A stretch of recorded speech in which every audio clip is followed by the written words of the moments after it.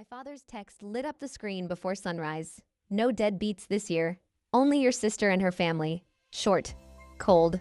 It told me I wasn't invited. I stared at it twice before replying. Got it. Enjoy yourselves. Polite enough to sound unfazed. Honest enough to sting later. The silence afterward felt familiar. Clean. Practiced. Heavy. Same pattern. Different year. Marcy gets the stage. I get the static. Outside, snow slid down the valley in slow waves. Inside, my coffee went cold beside the mortgage papers. $8 million worth of Deadbeat. This year, I wasn't waiting for an invitation. They closed a door. I built the house. Before we start, tell me where you're watching from. City, state, or country. I always like knowing who's out there. Listening quietly tonight. When I was 13, I built a small robot in our garage. It could lift blocks and follow voice commands. I ran inside, grease still on my hands. Dad didn't look up from his newspaper. That's nice, he said. Your sister's solo went great last night. Mom gasped like he'd announced world peace. My certificate ended up under a pile of bills. A year later, I built a drone from spare parts. It hovered for 10 seconds before landing clean. Mom watched once, said neat, then praised Marcy's debate team. They were flying to nationals.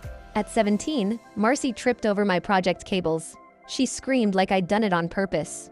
Dad stormed in furious. You could have killed her, he said. They took my tools, my allowance, my voice. By college, I'd stopped expecting fairness. When Caltech accepted me, Dad said, that's far from home. Mom said, we'll visit when things calm down. They never did. Marcy's wedding came next. 300 guests, a quartet, chandeliers like stars. I wasn't in the lineup. Dad handed me a flashlight. You're good with wires. Help the lighting guy. I spent that night crawling under tables while they smiled for photos. A year later, I couldn't afford Thanksgiving travel. Dad said, don't worry about it. So I stayed in my dorm, eating vending machine noodles. I scrolled their dinner online, captioned family is everything. My chair wasn't there. That's when I understood. I wasn't unlucky. I was optional. Silence had rules and I followed them. Speak less. Work quietly. Ask for nothing. They weren't forgetting me. They were practicing it. I learned silence costs interest. After college, I worked in a small security firm downtown. 12 hours a day, fixing other people's mistakes. When bonuses came, my manager took the credit. I kept my job and my silence. In 2016, I quit. I started my own company, Centria, from a one-bedroom apartment. I had one desk, one laptop, and a coffee machine that coughed. I coded day and night, meeting clients in coffee shops. It worked. Until it didn't. A client claimed my update broke their system. They stopped paying and threatened to sue. That one call pulled the floor out from under me. I asked my parents for help. Dad said, you made your choices. Mom said Marcy's firm is doing great. I called my sister next. She laughed, said, already getting sued? Then hung up. I sat in the dark that night, surrounded by printed contracts. My phone buzzed once more. Uncle Ray. What's wrong, kid? You sound wrecked. I told him everything. He listened, then said, you're not finished. You're just early. He wired money the next morning and found me a lawyer. The case settled quietly. When I thanked him, he said, now rebuild it right this time. 6 months later, I shut Centria down. Ray introduced me to new clients, people who trusted my work. I took small jobs and finished everyone on schedule. By 2020, I'd saved enough to try again. I named it Shield Path.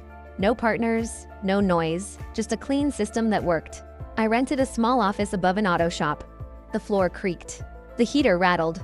I didn't care. Every morning started with cold coffee and broken code. Every night ended with something fixed. Then the fire came. A short circuit sparked behind the server wall. Smoke filled the room before I smelled it. I ran back inside, grabbed what I could. My wrist burned, lungs on fire, drives half melted. Insurance called it faulty wiring. No payout. Ray called again. Got a guy who can recover data, he said. The man lived outside town, quiet and stubborn. 5 days later, I had half my code back. The other half I rebuilt from memory. 3 months later, ShieldPath ran faster, cleaner, stronger. I sent new demos to hospitals and small retailers. One hospital chain asked for a pilot. A regional retailer signed a trial the next week. I hired one assistant, then 2 more. We moved from the creaking loft to a clean office. Proof, finally louder than excuses, proof stacks higher than praise. If this were your family, what would you do? Comment 1 to keep peace quietly. Comment 2 to ask for proof, even in public. The first big offer arrived on a quiet Tuesday. An email from a conglomerate known for buying everything. 50 million. All cash. Clean terms. Fast timeline. I sent it to my lawyer and waited. He called within an hour, steady and calm. It's real, we can negotiate protections in transition. I read the draft twice, then called Ray. You'll laugh, I said, we have a buyer. He whistled through his teeth and went quiet. Do it right, he said. Protect your people. The diligence dragged for weeks, then clicked into place. We signed in a glass conference room downtown. Lawyers traded red lines until the signatures finally landed. The wire cleared. The deal was done. I wired bonuses to the early hires that afternoon. I set aside a share for Ray, no debate. Partners, I told him, from the worst day forward. He cleared his throat and said nothing for once. I didn't buy cars or watches or headlines. I bought silence and room to think. A mountainside lodge in Colorado fit the plan. Backup power and a storm pantry. Hila ran it with a list and a clock. Every morning, I stood by the window with coffee. Every night, I checked alarms, logs, and doors. Then December brought the familiar text from Dad. No deadbeats this year. Only your sister and family. I read it twice and put the phone down. My hands didn't shake. I called Ray first.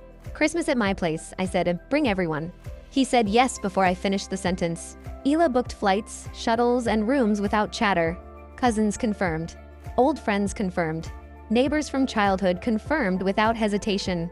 2 aunts offered to bring desserts. 2 former engineers confirmed.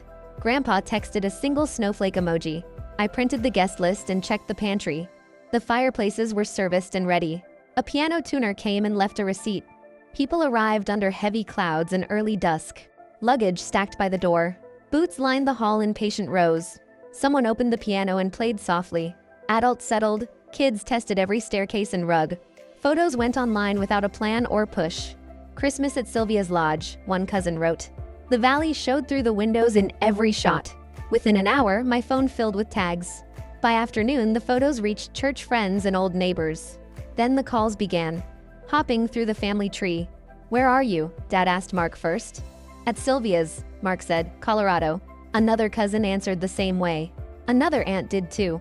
Dinner was steady, warm, and organized. No speeches, no stage, no spotlight. People ate, laughed, and passed plates. No one mentioned my parents. No one needed to.